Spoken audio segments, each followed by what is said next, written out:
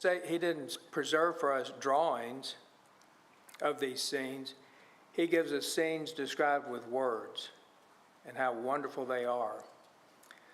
I couldn't help but think when I was reading in chapter 4, where it talks about in verse 3 about the jasper and the sardis stone. And if you don't know what those are, then maybe it doesn't hit you like it could. Years ago, we were in Washington and went to the Smithsonian Museum of Natural History. And one of the corridors they had the sign over the door that said, "Rocks and Minerals." And I thought, well, we'll walk down this hall just to see what's there, but I've seen rocks. I've seen minerals.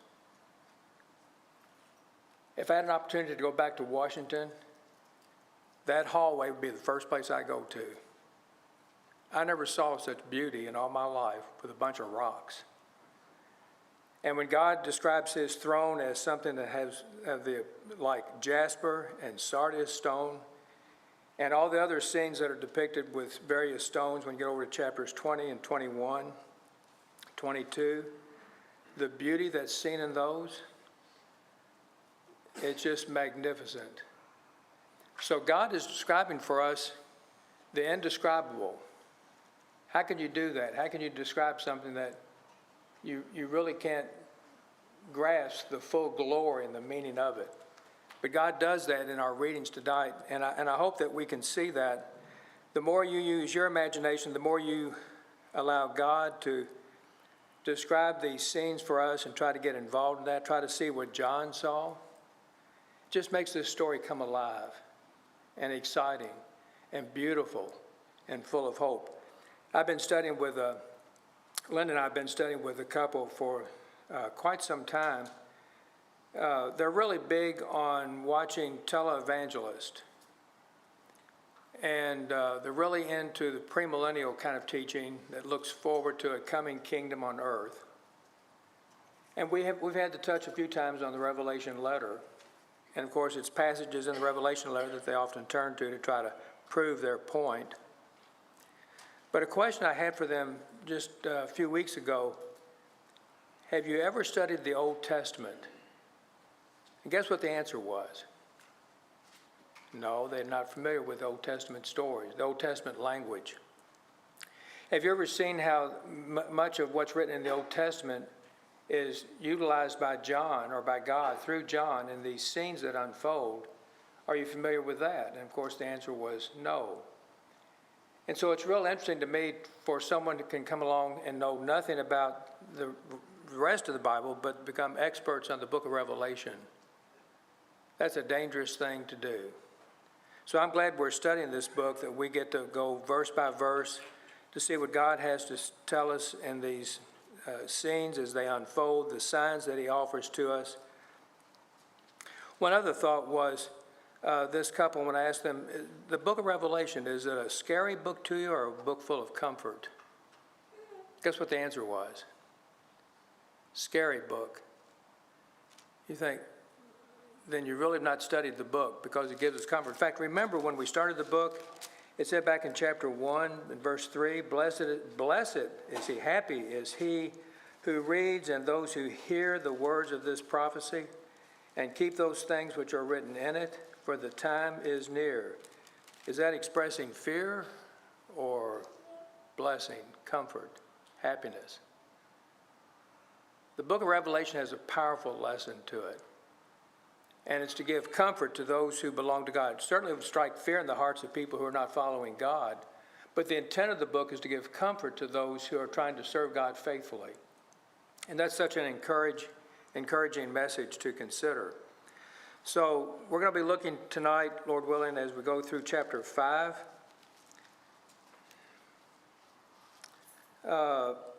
Just another side note I want us to pay attention to. My chapter 5 and verse 1, I'm using the New King James, starts with the word and. I think the New American Standard has then. Is that right? And the NIV, if you're using that, does it have then also? And so everyone has that, either and or then? Neither one?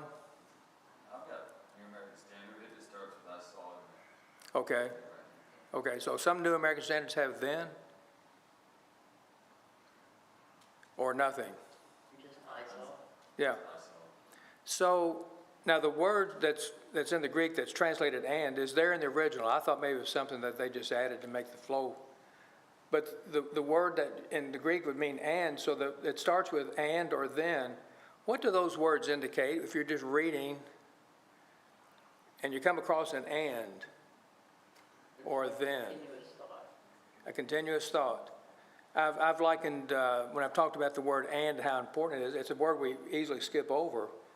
But you think of the couples on a car, on a train, and you've got this boxcar with its couple and this boxcar with its couple, and they come together, and that train moves along with the and holding them together. And a real long train may come by, and you've got a bunch of ands, it's coupled together. So here's the verse that starts with and. Now, I remember in school, you should never start a sentence with and. Well, they broke that rule here. But when you have this idea of an and, it's coupling thoughts together, that we have this wonderful throne scene in chapter 4. Beginning chapter 5 is not a new thought. Now, when you let the chapter division tell you what to think, you miss this important point. Because chapter 5 doesn't begin something new. It's a continuation of this throne scene. Here's this wonderful throne with all these interesting beings that are surrounding that throne. And here comes something that's connected with that thought. So the flow of thought remains the same. We're still at the throne scene. We're still looking at this glorious scene where God is at the center. And something's going to happen. So let's read, someone read chapter 5, verses 1 through 3.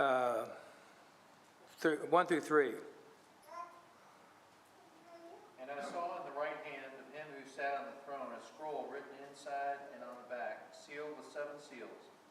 And I saw a strong angel proclaiming with a loud voice, "Who is worthy to open the scroll and to loose its seals?" And no one in heaven or on earth or under the earth was able to open the scroll or to look at it. Okay, so with this throne scene, John says, and I saw, and what he saw was something in the right hand of him who sat on the throne. So we've got God sitting on this throne, and now a more detailed look at him, he's got a scroll in his right hand. And he says that it's written on the inside and on the back. What might that indicate to us? Here's a scroll that's written on the inside, on the front, and the back. Any idea what that might indicate?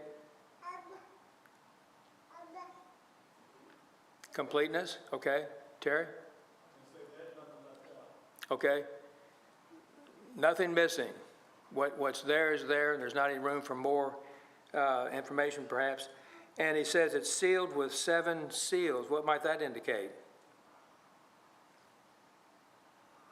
Here's a scroll that's rolled up and it's sealed up with 7 seals, indicating It's for somebody in particular. it's for somebody in particular? Yeah. Okay, all right, interesting thought. Any others? Perfection. Perfection in what way? They always use 7 as a sign of completeness of perfection. Okay, so as far as the number is concerned, perfection.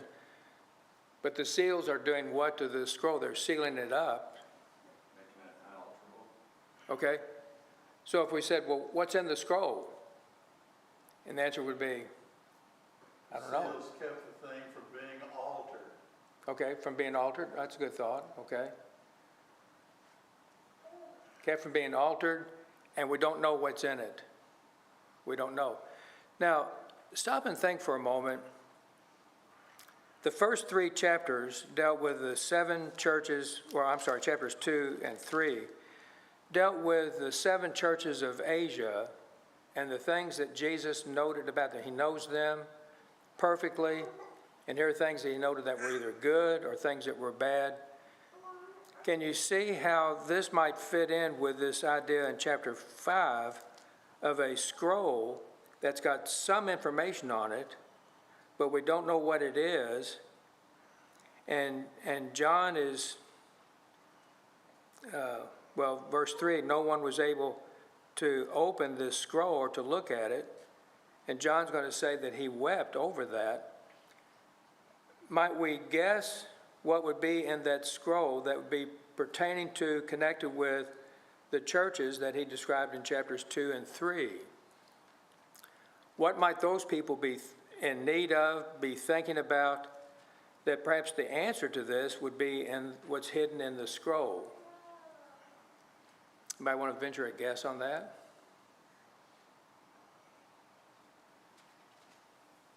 God's judgments. Okay, so was God coming in judgment discussed in chapters 2 and 3? Yeah, repent or else. So God coming in judgment. How's God going to come in judgment? When will he come in judgment? What's he going to do when he comes in judgment? Those would be questions we might have. Now, is that what's in the scroll? At this point, we don't know. But it'd be a good guess, an interesting guess, that the people that are described in chapters 2 and 3 would certainly be a people curious about God coming in judgment. What else was revealed to those 7 churches that might be discussed in the scrolls? God's judgment upon the unjust, or God's judgment upon the faithful.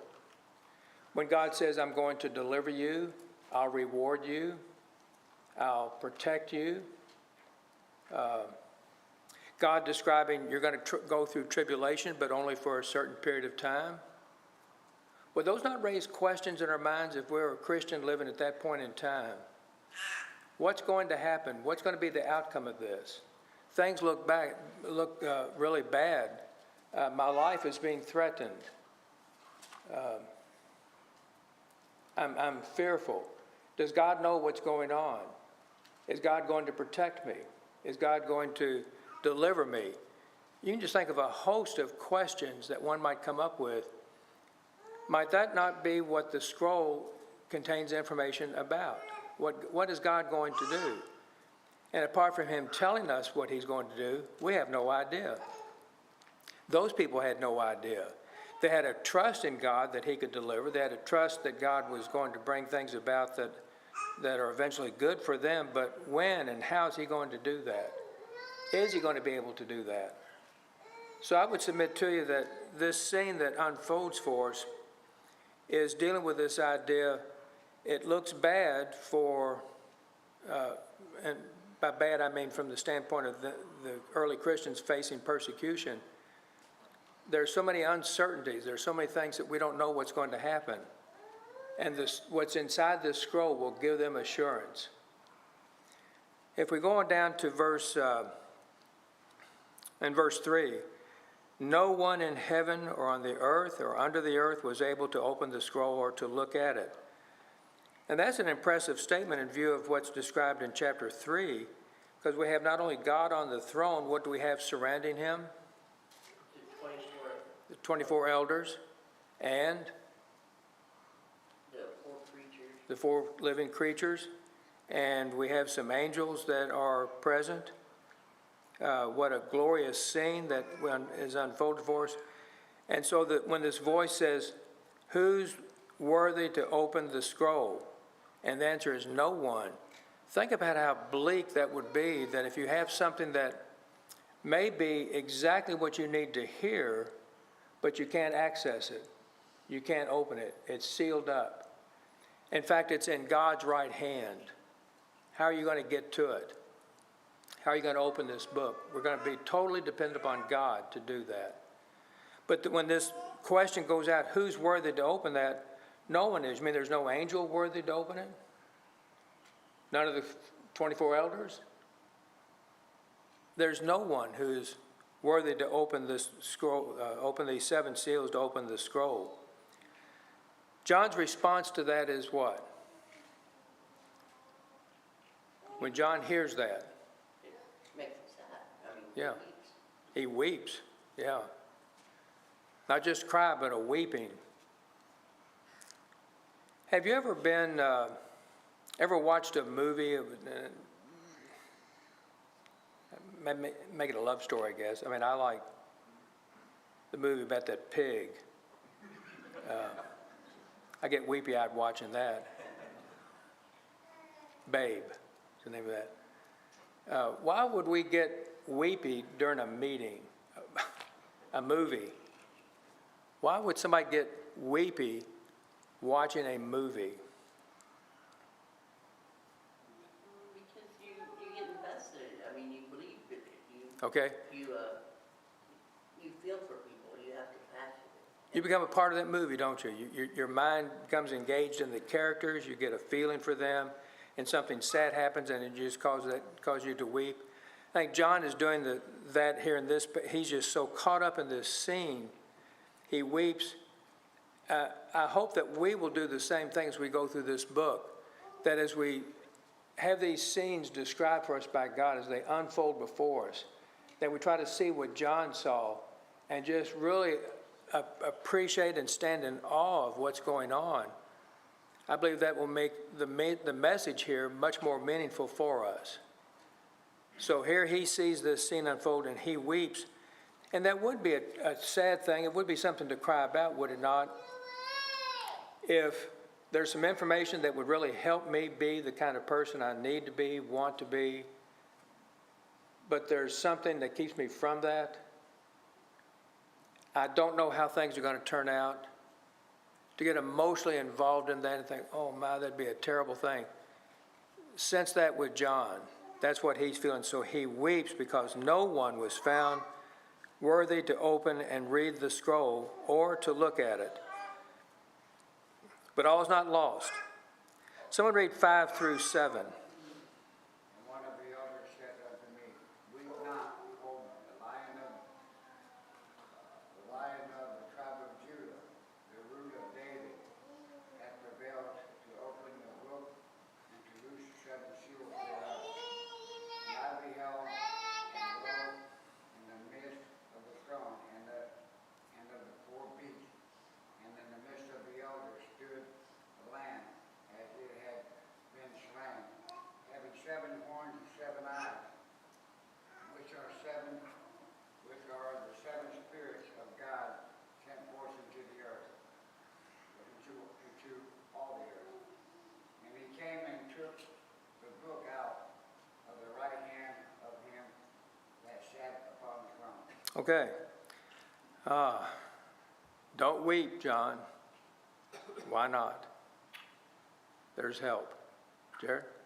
Sorry, real quick comment before we go into that. I just thought it was interesting that in verse 2, I saw a strong angel proclaiming with a loud voice. So a strong angel is asking the question that probably John, and I guess we could make the assumption that all the other heavenly hosts and they all want to know.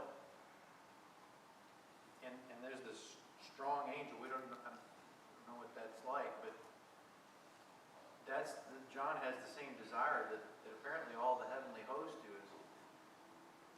It's not just, John thinking, I wonder who can open it or who can read it. It's this strong desire from even the most,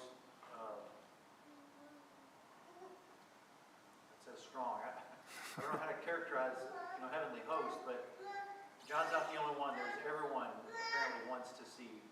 Okay. Okay, good. And once he gives the answer here, when we get a little bit further, how great this one is that has provided salvation for everybody in the world. So there is going to be an answer to this. When you raise that, a question I had that I don't know what the answer is. When he says in verse 5, but one of the elders said to me, do not weep, behold the Lion of the tribe of Judah, and so forth. Does he have the answer to the question? Does he know at least that much? Is it not implied that here's someone who he may not know how he's going to accomplish, but he knows that he will?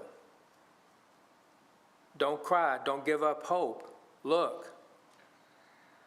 That implies to me that he had an answer to that question. Who's worthy to open the book, the scroll? Help me on that. Am I off base on that, or? Everyone understand what I'm asking? Who's worthy to open the book? John's crying because it doesn't look like there's anyone. But one of the elders says, look. Okay, I get some head shakes. He saw the Lamb. It's good to go, yeah.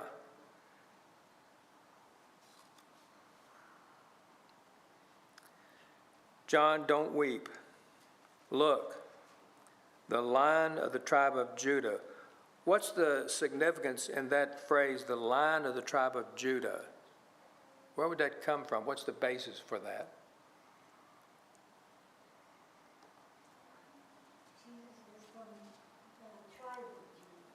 All right, Jesus came from the tribe of Judah. All right. And you have the specific verse that helps us with that? I was going to just go to the second part of that, lion being considered the king. Okay. So we can use that reference. The king is coming, and like she said, from the tribe of Judah. Yeah, we could go back and find that verse. Genesis 49 is where that is. When Jacob is blessing the sons, telling something about their future. In fact, let's just go ahead turn back to that. Genesis 49.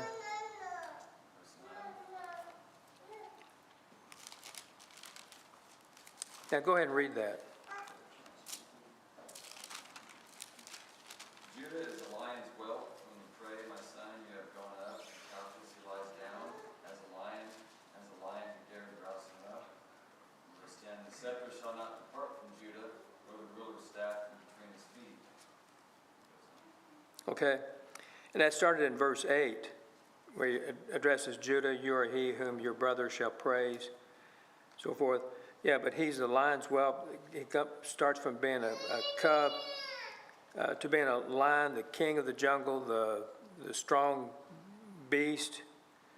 And the scepter, a sign of ruling, shall not depart from Judah, nor a lawgiver from between his feet.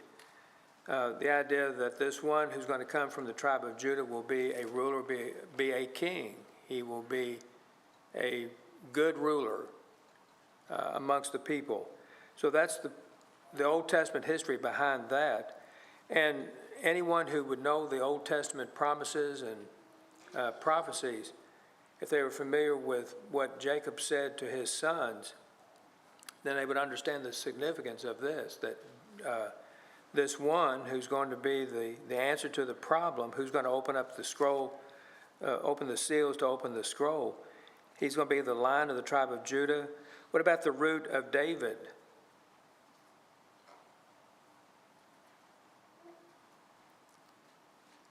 What's the significance of that? The root of David. Oh, I'm probably way off there. It reminds me how they always refer to Jesus as the branch, you know, and a root and a branch, both part of a tree, I don't know. Yes. Something like that. It's kind of how it makes me think. Yes. A good thought. Okay. Yeah, good thought. Emily?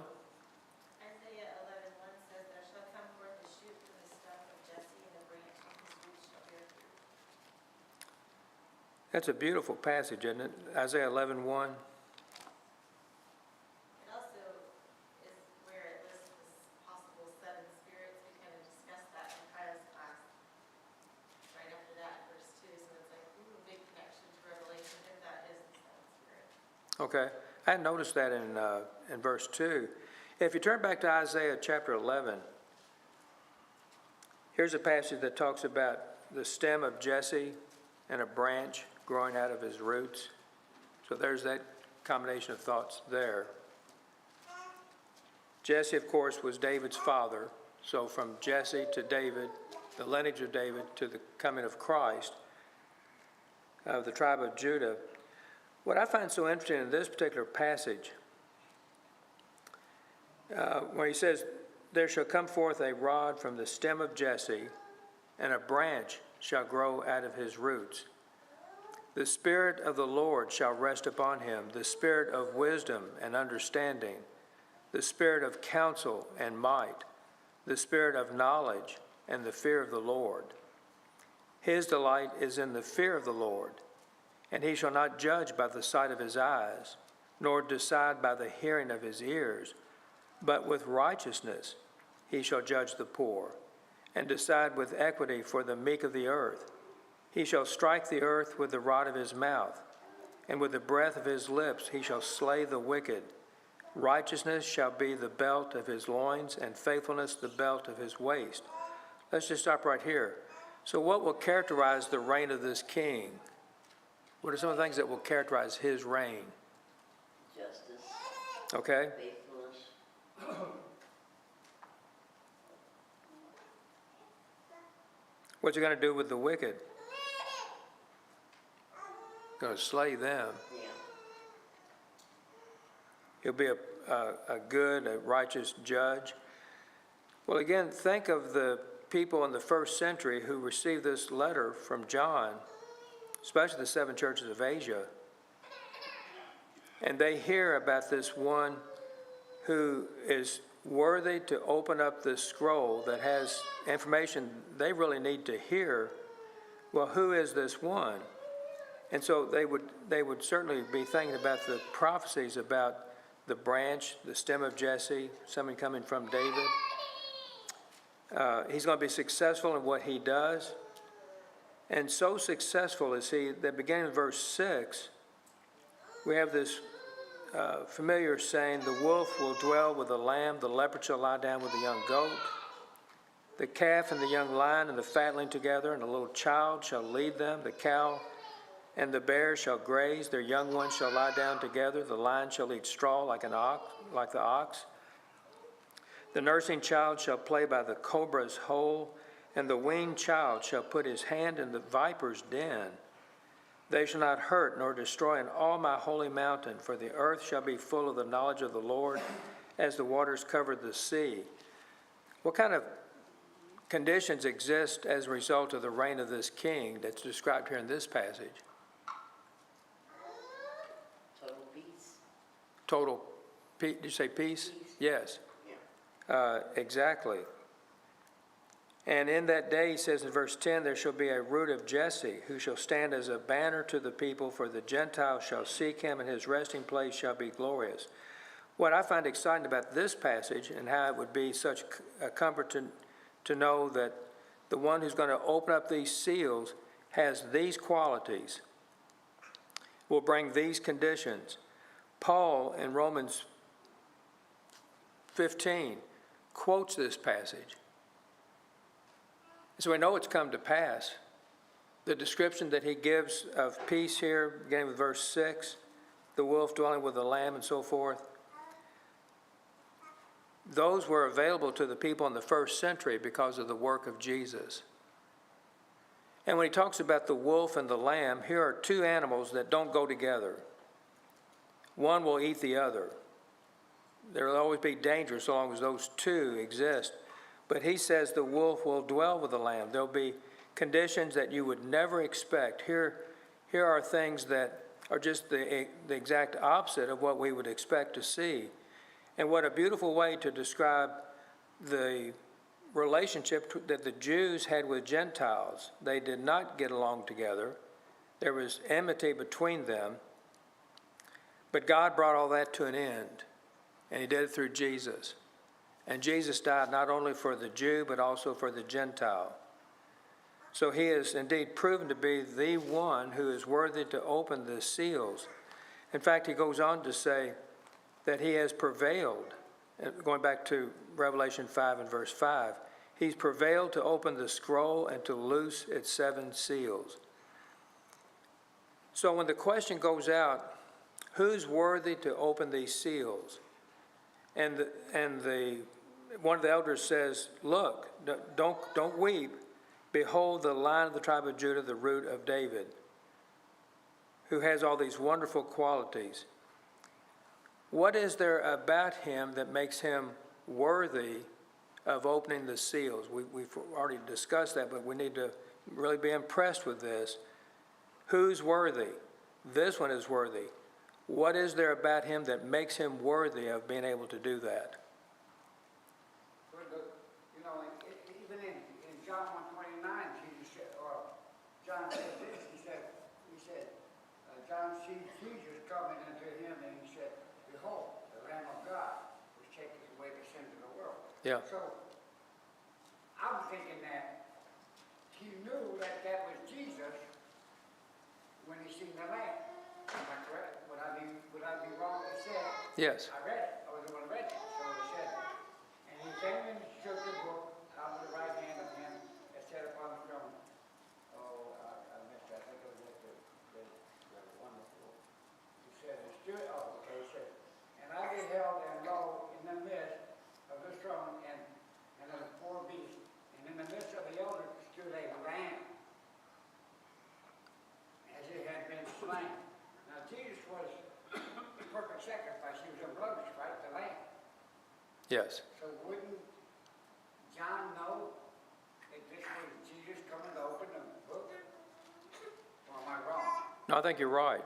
I mean, he's being revealed at this point. Okay. Yes. Yeah, I think John would know that. Yes. What he didn't know in this scene, that here's and I'm trying to picture God sitting on this throne, and in his right hand is this scroll with 7 seals. And we don't know what's in the scroll, but someone says, who's worthy to open this book? And the answer is, well, nobody. That's what John hears. He doesn't see this scene yet. And then the encouraging words, well, don't weep, look. And he sees what he describes here. And one of the things that he would certainly know about would be the lamb that as though it had been slain. What, Guy? I think it's interesting, the elder says, look, here's a lamb, or here's a lion. And when he looks at the lion, he doesn't see the lion, he sees the lamb. Yes. Isn't that interesting? If you heard a voice that said, look, a lion. And so as you turn, what would you expect to see? A lion. But instead he sees a lamb, and not just a lamb, but a lamb as though it had been slain, so it had died. So there's something about the way that animal looks, that it's been slain. But what's he doing? He's standing there. I don't know much about sheep and things, but a slain sheep won't stand. This one was. Any other thoughts on that? It's really a neat scene that is painted for us here. I have found that this is really helpful in helping, just slightly off topic. I mean, we'll be talking about this, but this really helps people understand the difference between figurative and literal language. And I've used this frequently in talking to people about that, especially in the book of Revelation, that there are so many things that they will read that they take in a literal sense, but really it's figurative. The number 144,000 taken literally. Jesus reigning on for 1,000 years. Phrases that occur in the Revelation letter that people take literally. The locusts are supposedly Black Hawk helicopters. You know, things like that people come up with. This helps tremendously to understand that, does John use figures that represent a truth that's not to be taken in a literal sense? So if you were to ask someone, what does Jesus look like? Well, I don't know what he looked like, but if I said he had 4 legs and wool, everybody recognizes the silliness of that. Jesus does not have 4 legs and wool. That's what a sheep would have. But when John looked at what he thought was a lion and he sees a lamb as though it had been slain, that is what he saw. That's important to remember. He saw that. The next question is, what did it represent? What did it stand for? Now, I have talked with some people through the years who believe that if you say something is figurative, then you don't believe it's literally true. In fact, they will use the terms figurative and literal, talking about the same thing. Well, if it's figurative, that's a truth. It just pictures a truth, but it's a figure, as opposed to seeing literally a person standing there. If we said Jesus was standing there, well, the person of Jesus was not standing there, but the figure for Jesus, the Lamb, was standing there. So that helps a lot if you can remember that. You know, what did John see? He saw a slain lamb standing there. A perfect picture of Jesus. So even when Jesus taught, you know, he used figures of speech. Is Jesus the bread of life? Well, is he? So he's a loaf of bread? Are you sure that's right? I'm in trouble. All right, let's do this. We'll skip over that. This scene that he paints for us in verse 7, he came, that is the lamb that looked like it had been slain, he came and took the scroll out of the right hand of him who sat on the throne. He's going to open the seals. Oh, great. We're going to have some answers to these questions. So when he had taken the scroll, the 4 living creatures and 24 elders fell down before the Lamb, each having a harp and golden bowls full of incense, which are the prayers of the saints, and they sang a new song, saying, "You are worthy to take the scroll and to open its seals, for you were slain and have redeemed us to God by your blood out of every tribe and tongue and people and nation, and have made us kings and priests to our God, and we shall reign on the earth." And I know that in the New American Standard, it's different in verse 10. You've made us a kingdom and priest. Is that right? I think that's more accurate.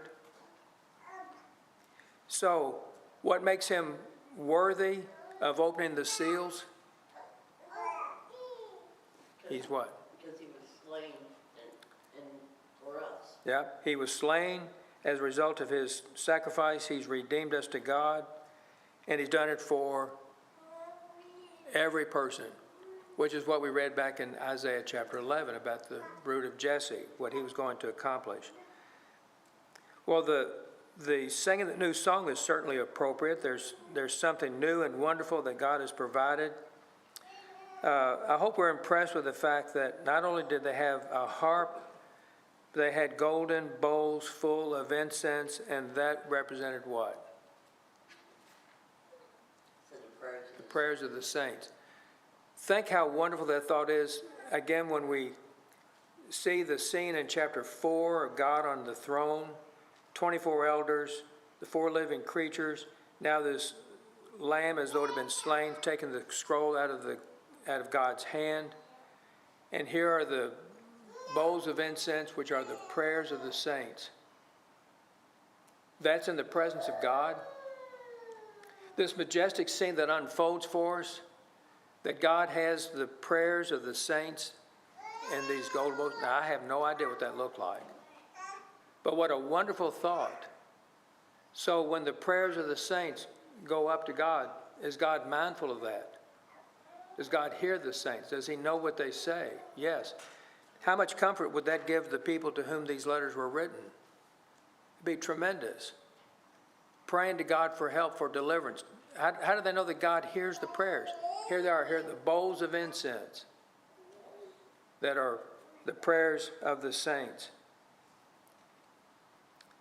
So John says, I looked, I heard the voice of many angels around the throne, the living creatures, the elders. The number of them was 10,000 times 10,000 and thousands of thousands, saying with a loud voice, "Worthy is the Lamb who was slain, to receive power and riches and strength and honor and glory and blessing."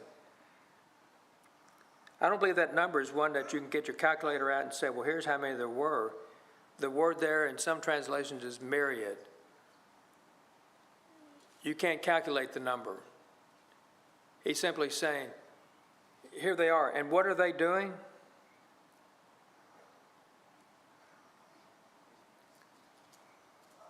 Did you say singing? Yeah.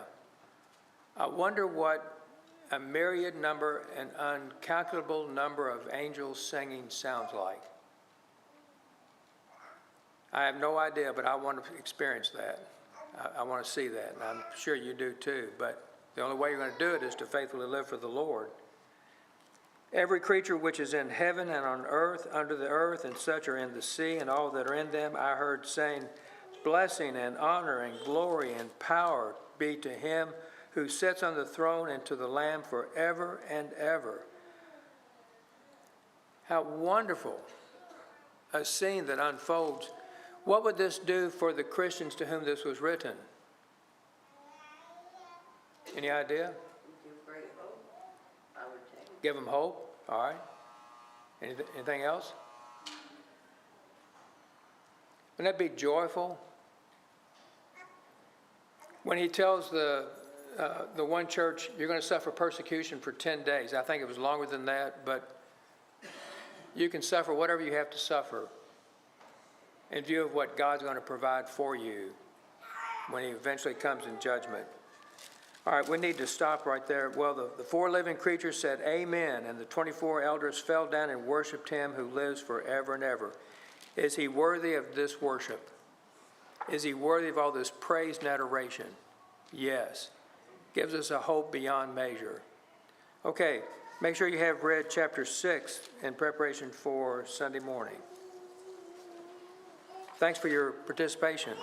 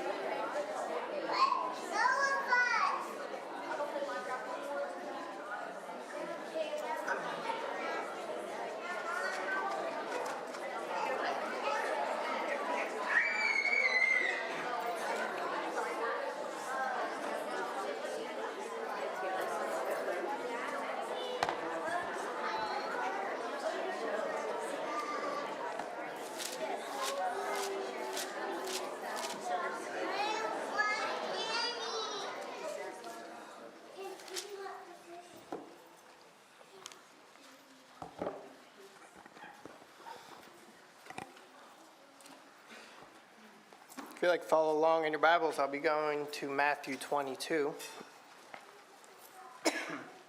Matthew 22.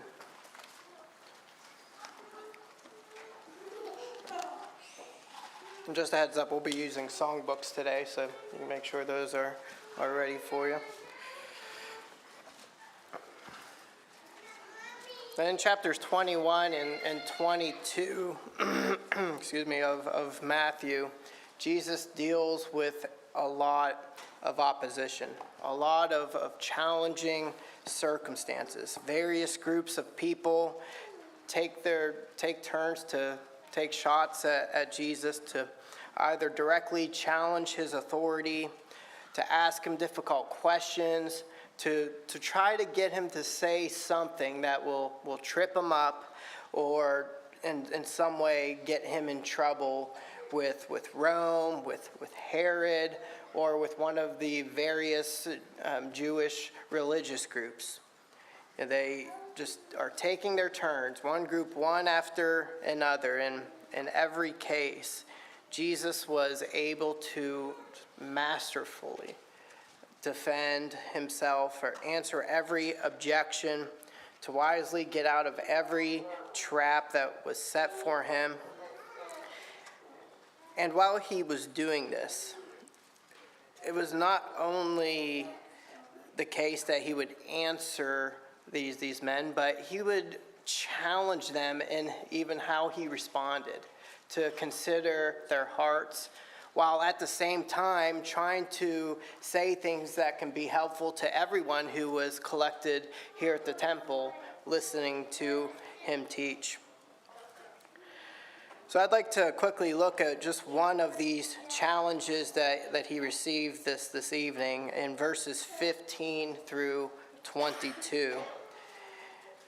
In this instance, the Pharisees and the Herodians ganged up on Jesus. Normally two groups that would be at odds with each other, but now at least they have a common enemy in Jesus. So they decide to come to him, and they begin talking to him, and really it seems trying to flatter him in order to puff him up, to get him to say something that he wouldn't normally say. So verse 17, I'd like to start reading there. They pose their question to Jesus. They say, "Tell us then, what do you think? Is it lawful to give a poll tax to Caesar or not?" But Jesus perceived their malice and said, "Why are you testing me, you hypocrites? Show me the coin used for the poll tax." And they brought him a denarius. And he said to them, "Whose likeness and inscription is this?" And they said to him, "Caesar's." Then he said to them, "Then render to Caesar the things that are Caesar's, and to God the things that are God's." And hearing this, they were amazed, and leaving him, they went away. So they decide to come to Jesus and bring up a political discussion. And obviously when that happens, it's always going to go well, right? So they ask about paying taxes. Obviously another sore subject for most people. They ask about this specific tax that's called the poll tax or a head tax, which was based on a census of the people, and it had to be paid on all people who were living in a region.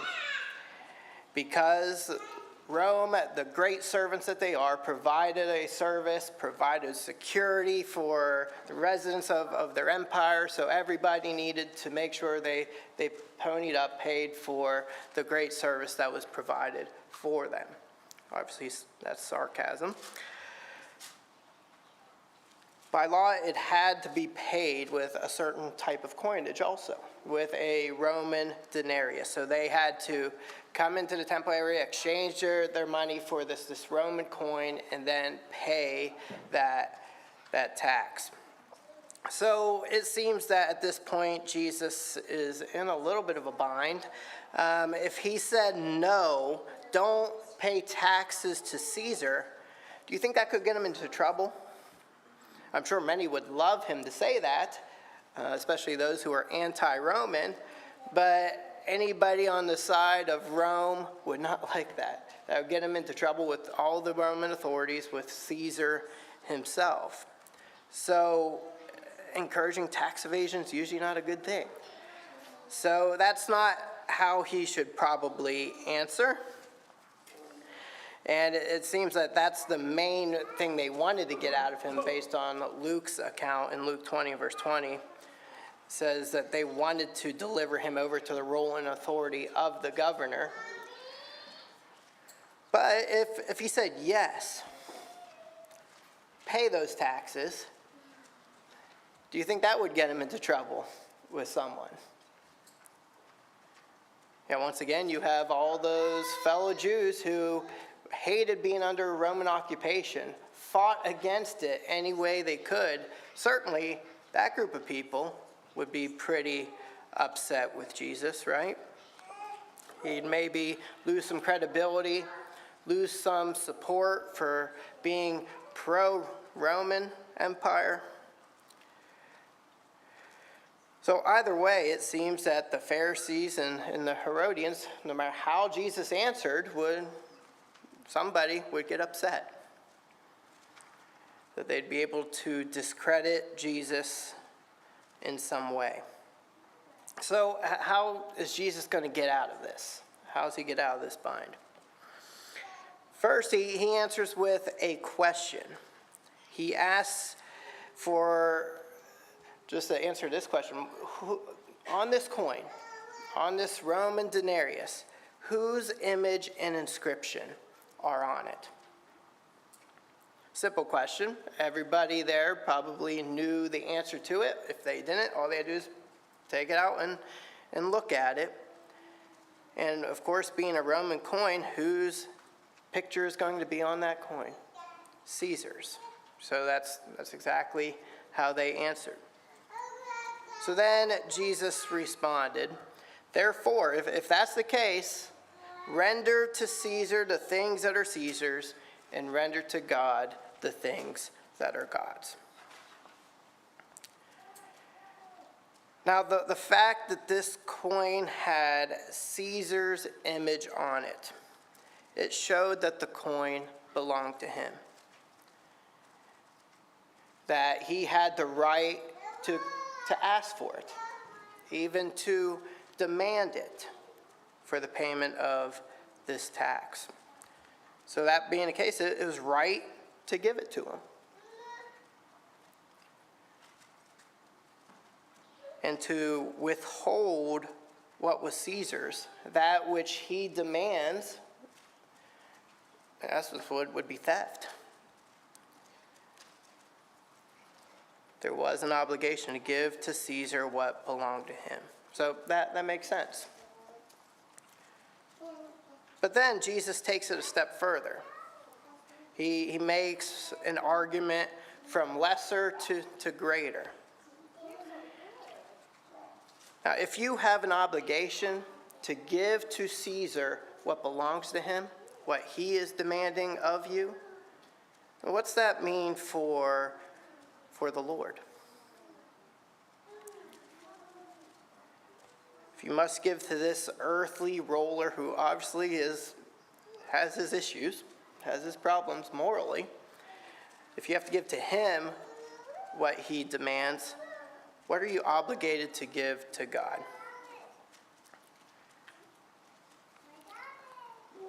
My answer to that would be that we are obligated to give to him that which bears his image, that which bears his inscription. Now, that's not me saying that you need to give God money. That's my way of saying you need to give God you. Genesis 1, verses 26 and 27, God said, let us make man in our image, according to our likeness. God created man in his own image. In the image of God, he created him. Male and female, he created them. Whose image and inscription do you bear? What is God, what are we obligated to give him? We are obligated to give him what belongs to him. We are obligated to give him what he demands of us. And we, being image bearers of God, we are his coinage. And we are to give everything about ourselves to him. And even to take that a step further, being Christians, those who have been set free by the blood of Christ, part of this special household of his. And we're told that we are given the seal, the inscription of the Holy Spirit. We have his image in his inscription.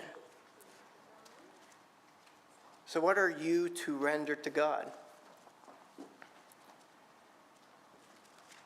Give yourself to him. Submit to his authority. Give your heart fully to him, your entire being, your entire life as a living sacrifice to him. Because we belong to him. That's what he's deserving of, and that's what he demands of us.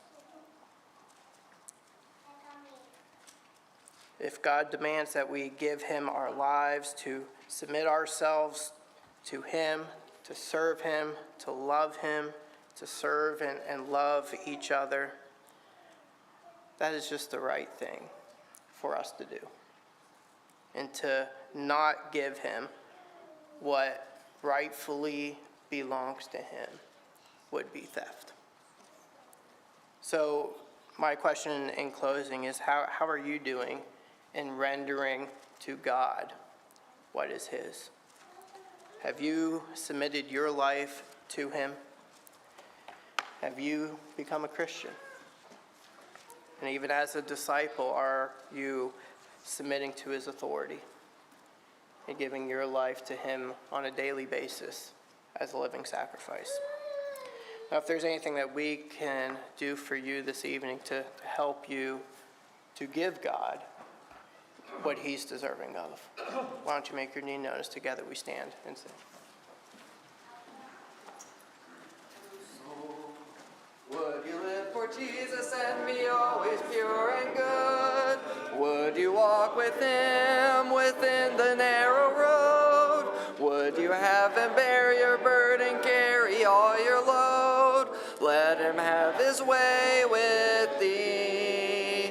His power can make you what you ought to be. His blood can cleanse your heart and make you free. His love can fill your soul and you will see 'twas best for him to have his way with thee. Would you have him make you free and follow at his call? Would you know the peace that comes by giving all? Would you have him save you so that you need never fall? Let him have his way with thee. His power can make you what you ought to be. His blood can cleanse your heart and make you free.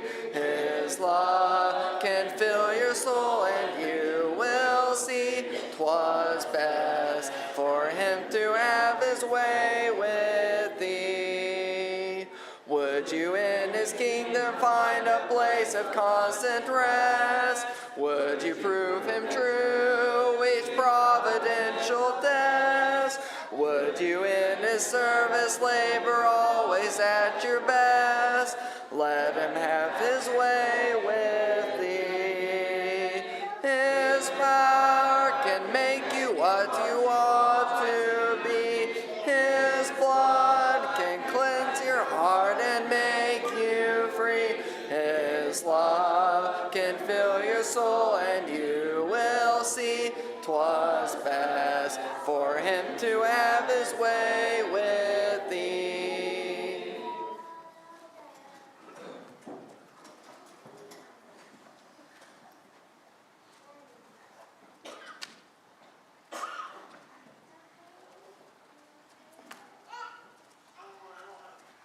Let's pray.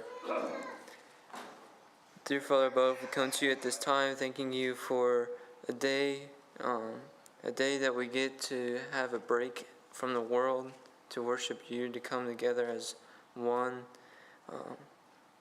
Lord, we've studied your word. We hope that what we've done here tonight pleases in your sight. Also, Lord, what we've learned, help us to apply that to our lives. Also, help us to be more devoted and make our, as you said, make man in your own image. Help us to be like you. And Lord, there's many that are sick. Help Mark Whitaker, and I am forgetting others.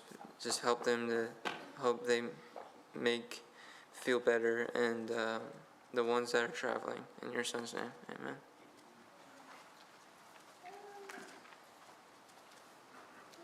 Just a couple of things to share. Juliana and the kids are visiting some family down in Kentucky, so they're not here tonight. We know there's others that are gone at camps and stuff. Won't go through all those again. Ladies, Bible class tomorrow night at over at Donna Terry's, 7 o'clock. And then also just want to pass this along. It's an answer to prayers, and we can rejoice with them. But the Balsamos have an adoption day for Elijah. So glad for that. The 21st, August 21st is that date. So we'll rejoice with them in that. I'm very thankful to God that he's brought that about. So as Quentin prayed, remember Mark Whitaker. Hopefully he'll be able to have this procedure Friday now that it's been moved back to. Just let's continue to keep Mark in our prayers. He's got a long battle ahead of him. So thank you.